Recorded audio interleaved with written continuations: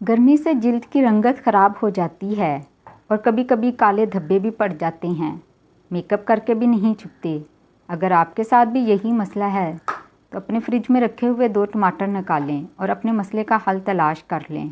तरीका: टमाटरों को अच्छी तरह धो लें और काट कर 2 टुकड़े कर लें।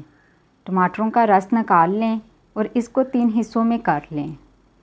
अब एक प्याली में थोड़ा सा टमाटर का रस लें। इसमें 1 चम्मच दूध डालकर चेहरे पर लगाएं और 10 मिनट तक मसाज करती रहें।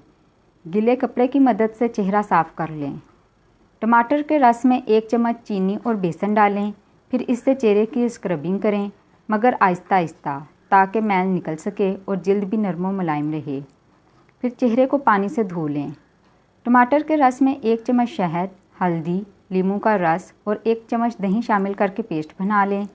फिर इसको अच्छी तरह अपने चेहरे पर लगाकर मसाज करें और कुछ देर के लिए छोड़ दें। फिर ठंडे पानी से मुंह धो लें। बेहतर नताइज चाहती हैं तो इस फेशियल को रोज़ाना इस्तेमाल करें ताकि आपकी जल्द निखर जाए और तमाम दाग धब्बे भी ख़त्म हो जाएं। कैसी लगी आज की आपको मेरी वीडियो? पसंद आए तो मेरे चैनल को सब्सक्राइब करें, कमेंट करें, शेयर करें और लाइक करें।